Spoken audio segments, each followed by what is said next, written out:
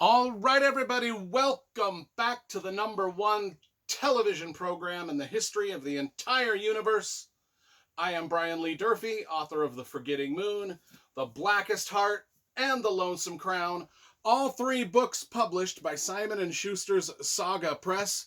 Today, I'm going to be ranking my favorite World War II nonfiction true history books. You know, this is near Veterans Day, 2023. Last week I did my top 20 favorite World War II novels.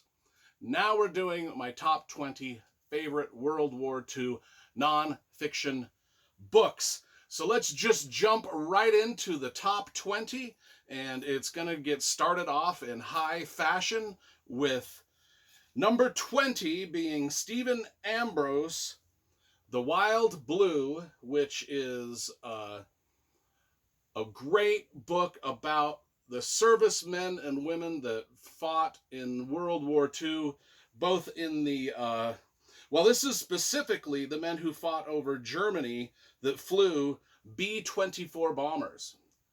Dope book. You learn everything you want to know about the B-24 and other the flying aircraft that both the Germans and the English and the Americans used. Super good book. Comes in at number 20. Number 19 is a great book by Erik Larson, one of my favorite writers of all time, Erik Larson. And this is In the Garden of Beasts, and this is about an American family that lived in Berlin during World War II and Hitler's reign in Germany.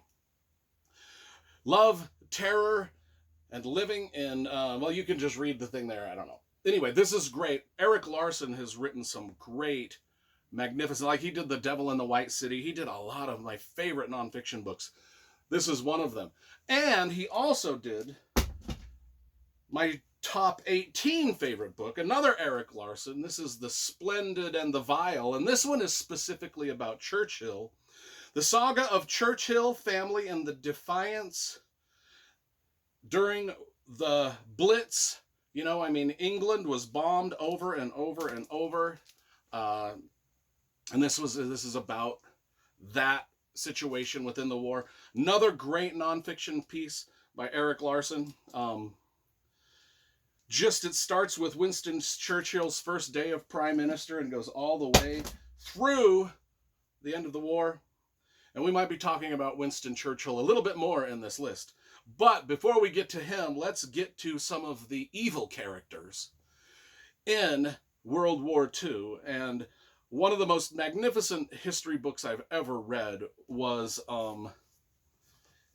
William Shirer's The Rise and Fall of the Third Reich. This gives just a chilling account of mob violence and just how a country that's as beautiful as Germany. I've been to Germany many times. One of the most beautiful places on earth. And every time I go there, I just think about, God, this place is like a fairy tale. It is so beautiful. How did such evil spring from it?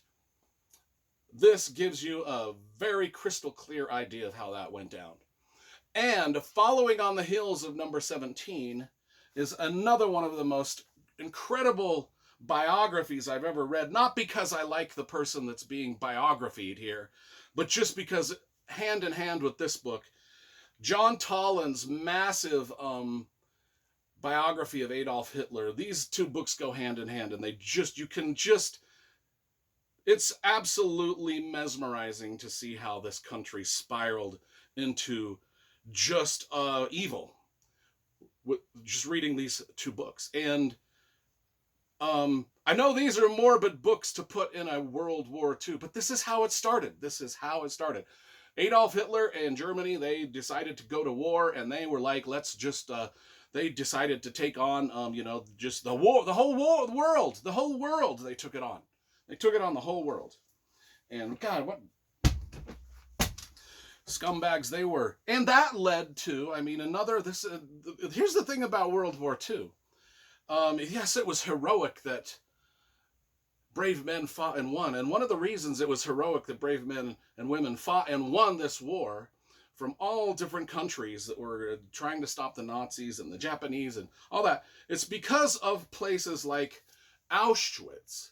This book, Auschwitz, coming in at number 15, again, like I said, dark. The war was dark. There was dark things happening, like Auschwitz. I've been to Dachau prison camp, and I've walked through it all by myself, early in the morning on a rainy morning in Germany, had the whole place to myself for an hour, and I just was walking around there just devastated.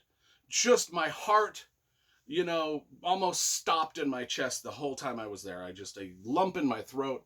It was one of the more moving experiences of my life to just understand, be on the grounds where such horror took place, and know that such brave men fought to liberate such places as Auschwitz. This is a chilling history of the prison camp Auschwitz. And we know what happened there because my number 14 book, The Diary of Anne Frank, gives us a very, very poignant and heartfelt look at a young girl, a young Jewish girl living in Amsterdam that was taken from her home, forced out of her home into hiding, and then eventually into a prison camp like Auschwitz where she passed away. This is her diary. This is what we were fighting for too. These are the people that were in Auschwitz and Dachau. This is what we went to war. Hitler started it, the Third Reich, Auschwitz, Anne Frank. I've been to the Anne Frank house now twice in Amsterdam. I had a lump in my throat the entire time I was in Dachau prison camp. I cried like a baby both times I was in the Anne Frank house, standing in what used to be her bedroom and seeing the posters on the wall that she had hung herself of the movie stars that she admired and was a fan of. And I'm just about to cry now just remembering it. So, book number 14, The Diary of Anne Frank. And I told you Winston Churchill would, because we went down a dark rabbit hole with the last handful of books. But then we had great men like Eisenhower, the American soldiers, the Canadian soldiers, the English soldiers, all of the soldiers that fought against the evil. And they were led by great men like Winston Churchill. This biography of Winston Churchill is just a very in-depth look at a guy from the time he was born to the time he died, and his whole history through the war, what ideals that he held that led him to fight against the Germans when a lot of people just wanted to give in. And it's Winston Churchill, great pick at number 13. Let's move to number 12 now. And we are going to talk about more heroes of the war. And that is Stephen Ambrose's Citizen Soldiers.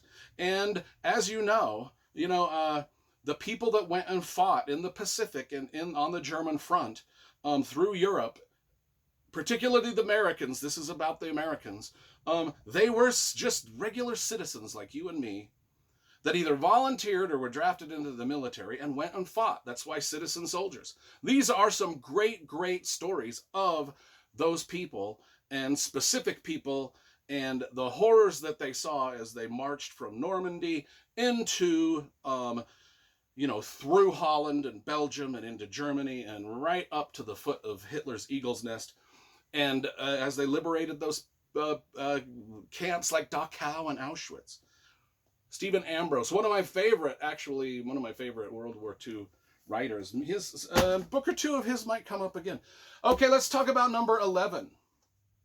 This is Savage Continent by Keith Lau. Now, this is an interesting book because this takes place after World War II, and it is about Europe, Germany, France, Belgium, Holland, all of the places in Europe that were decimated by the war, and what kind of a lawless, violent, scary place it was for quite a while after the war, and how the survivors really,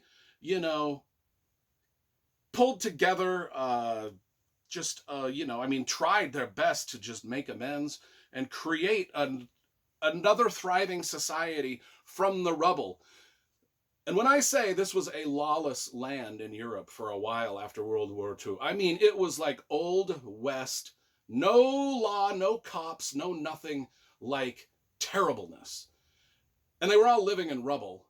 And this is a crazy, in-depth book about all that stuff that happened. I was mesmerized by this just because I'm like, oh my God, those people were left with nothing. Okay, books number 10, 9, and 8 are part of a trilogy. And this is probably, gosh, if you want the most in-depth, detailed look at World War II from start to finish, I would recommend you just read this trilogy here. It'll give you pretty much everything. And it starts with Army of Dawn, and this trilogy is by Rick Atkinson. Army of Dawn is the war in North Africa from 1942 to 1943. It's just a great, it's big, it's huge. You learn everything you want to know about the World War II in North Africa, the beginning of the war. You get to know Rommel and Rommel's march through Africa and how Africa was liberated. And then the second book in the trilogy is called The Day of Battle. And this is the war in Sicily and Italy from 1943 to 1944, also by Rick Atkinson. So this is, the middle book in the trilogy as the war moves from Africa up into Italy. Magnificent stories.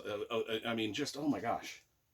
And then book 3, which is, I think, the best book of the trilogy, is the Guns at Last Light. And this is the war on the Western Europe from 1944 to 1945, the storming of the beaches of Normandy, the march through, Germany and all that stuff that we've previously talked about. Great trilogy. I mean, and these 3 books together, I know I just threw them on the ground. Sorry. I know I just threw them on the ground, but the 3 books together look like that. It's a magnificent trilogy for those of you that really want to get a good look at the we'll throw them on the ground again.